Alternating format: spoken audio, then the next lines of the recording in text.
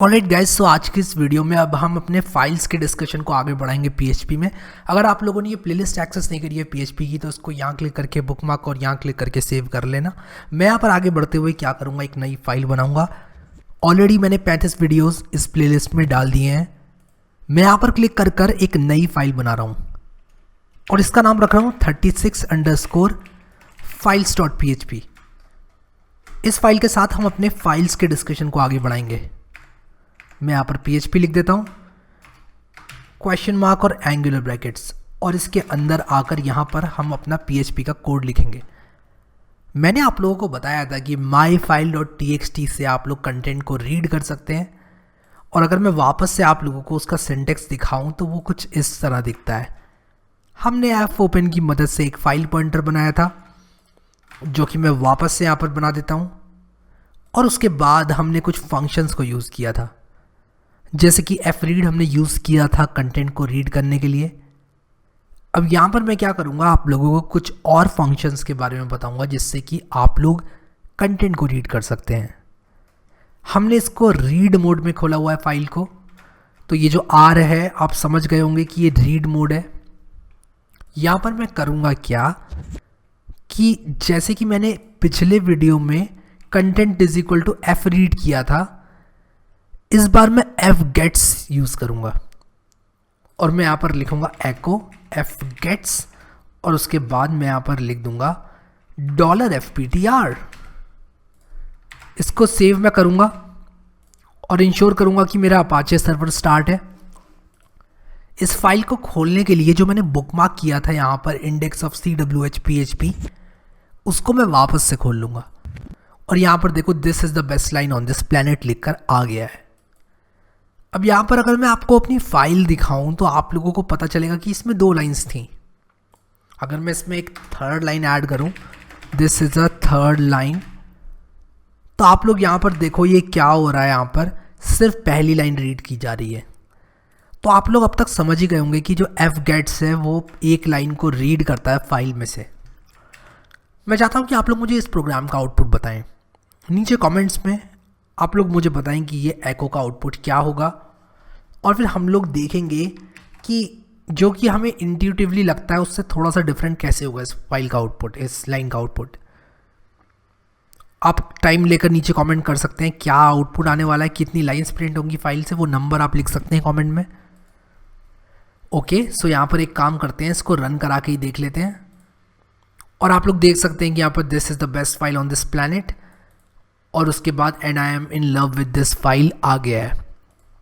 ये जो पहला वाला एको था इसने एक लाइन इस फाइल से रीड करी, और दूसरा वाला एको है उसने बाकी की लाइन जो है वो रीड करी। अगर मैं इसी को एक बार और चला दूं तो आप लोग यहाँ पर देखो ये तीनों लाइन्स रीड हो गई हैं इस फाइल में से, और ये प्रूव करता है कि जो fgets है वो लाइन बाय लाइन एक फाइल को आपको रीड करके देता है। तो यहाँ पर आप लोगों को पता चल गया कि fgets फंक्शन किस तरह से काम करता है।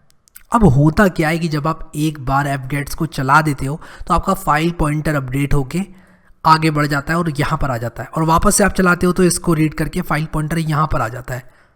फिर से ये लाइन रीड होती है और फाइल पॉइंटर आगे आ जाता है। और अगर मैं इसको वापस से आप लोगों को रन करके दिखाऊँ तो आप लोग देखो इसने कुछ प्रिंट नहीं किया।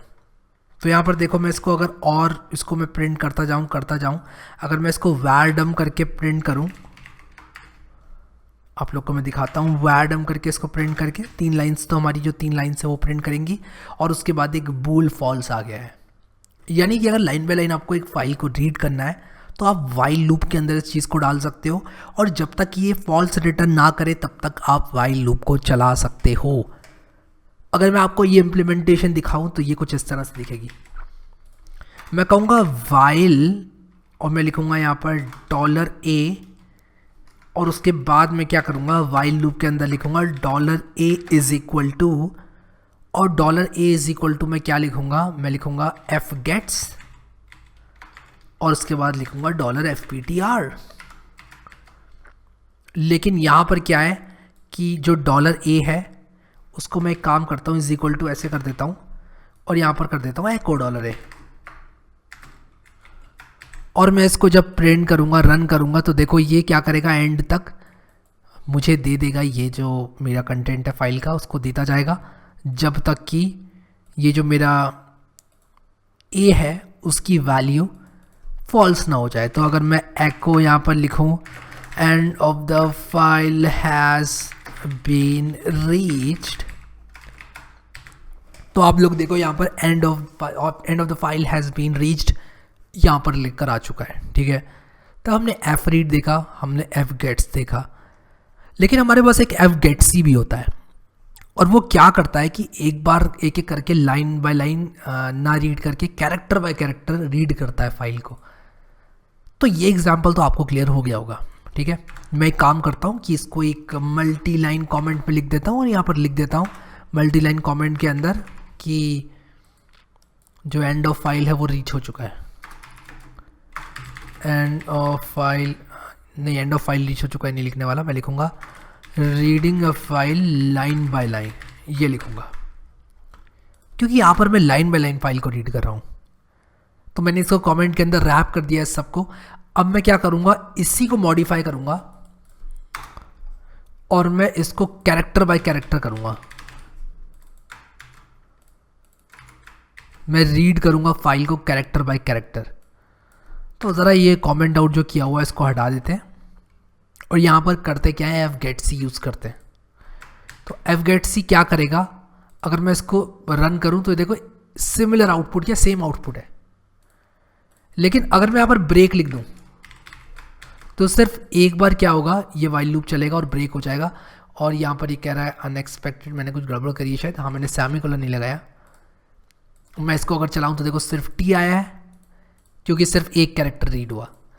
अगर मैं आप लोगों को सिर्फ इतना करके दिखाता, यानी कि एको एफ गेट सी करके दिखाता एफ पी टी आर को, और उसके बाद मैं ये ब्रेक भी नहीं लगाता, अगर मैं इसको कमेंट आउट कर देता हूँ, तो होगा क्या कि एक कैरेक्टर यहाँ पर रीड हो जाएगा और बाकी के कैरेक्टर्स यहाँ इस वाइल लूप में रीड हो जाएंगे। इसको रन करो तो देखो आपको जो पूरे फाइल का कंटेंट है वो मिलेगा, लेकिन आप कैरेक्टर बाय कैरेक्टर रीड करेंगे। तो कभी भी आपको एक file character by character read करनी है और कुछ इस तरह से लॉजिक लिखना है कि जब तक ये कैरेक्टर ना मिल जाए तब तक एंड ना करो, तो आप लोग जो है इस चीज़ को यूज़ कर सकते हो, ठीक है। तो जिस हिसाब से आप अपनी फाइल को पार्स करना चाहो आप उसको कर सकते हो, और इस तरह से हम एफ गेट्स और एफ गेट सी को यूज़ करते हैं। तो अगर मैं आप लोगों को एक क्विक एग्जाम्पल दिखाऊं तो मैं एक काम करता हूँ, जो सब कुछ मैंने कोड लिखा है इसको मैं कमेंट आउट कर देता हूँ, और कमेंट आउट करने के बाद मैं क्या करूँगा, आप लोगों को दिखाऊँगा कि किस तरह से एक प्रोग्राम लिख सकते हैं जो कि फाइल के कंटेंट को रीड करता रहेगा जब तक फुल स्टॉप इनकाउंटर ना हो जाए। तो मैं यहाँ पर लिख देता हूँ write a program which reads a content of a file which reads the content of a file until full stop has been encountered, ठीक है।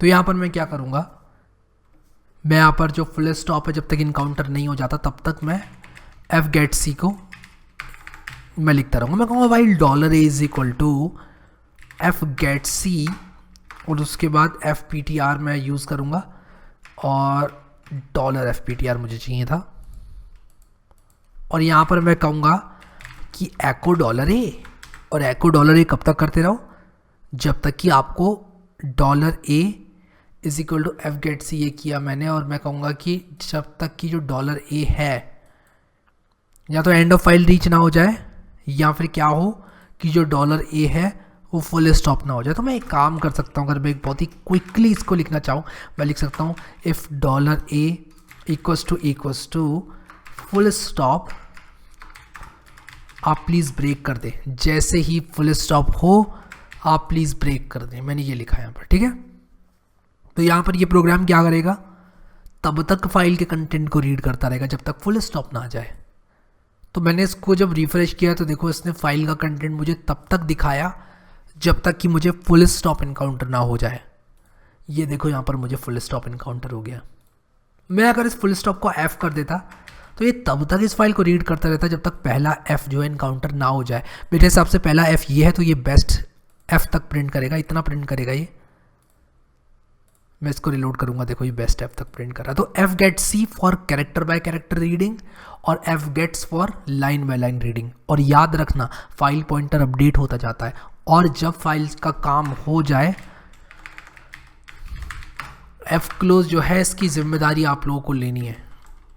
मैं अपनी फाइल्स को क्लोज करने की जिम्मेदारी लेता हूँ। आप नीचे कमेंट में लिखो, ये इससे मुझे पता चलेगा आपने पूरा देखा है वीडियो, और एक कमेंट भी बढ़ेगा। आप नीचे कमेंट में लिख सकते हो कि मैं अपनी फाइल्स को क्लोज करने की जिम्मेदारी लेता हूँ, और मुझे बहुत अच्छा लगेगा आप ये लिखोगे, तो मैं आपको दिल ज़रूर दूंगा। सो काइंडली यार प्लीज़ लिखना कमेंट, अच्छा लगता है जब हम लोग इस तरह से इंटरेक्ट करते हैं। तो यहाँ पर ये जो प्रोग्राम है बेसिकली अभी इसने क्या किया, एफ जब तक इनकाउंटर नहीं हो जाए तब तक इसने प्रिंट करता रहा, लेकिन मैं इसको फुल स्टॉप ही कर दूंगा। मैं कहूँगा जब तक कि फुल स्टॉप इनकाउंटर ना कर लो तब तक प्रिंट करते रहो कैरेक्टर बाय कैरेक्टर, ठीक है। सो आई होप कि कैरेक्टर बाय कैरेक्टर रीडिंग आप लोगों को फाइल से समझ में आ गई होगी। अगर आप लोगों ने ये प्लेलिस्ट एक्सेस नहीं करी है PHP की, तो काइंडली इसको एक्सेस कर लेना, क्योंकि यही वो जगह है जहाँ पर मैं आप लोगों को शुरू से लेके आखिर तक सब चीज़ें स्टेप बाय स्टेप बताता जा रहा हूँ। तो आप लोग काइंडली जो है इसको एक्सेस कर लेना। यहाँ पर बहुत सारे लोग मेरे पास आते हैं जो कि मुझसे पूछते हैं कि बेसिक से स्टार्ट करो, एक प्लेलिस्ट बना लो, जबकि ऑलरेडी मेरे पास प्लेलिस्ट होती है।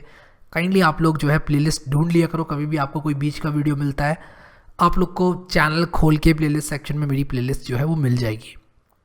आई होप कि आपको ये वीडियो समझ में आया होगा और आप लोग को बहुत अच्छा लग रहा होगा ये कोर्स। तो इस वीडियो को लाइक भी करते रहा करो, ये मेरे लिए बहुत ज़्यादा इंपॉर्टेंट है। जब आप वीडियो लाइक करते हो तो मुझे बहुत अच्छा लगता है दिल से। तो काइंडली आप लोग वीडियो ज़रूर लाइक करना। अभी के लिए इस वीडियो में इतना ही guys. Thank you so much guys for watching this video, and I will see you next time.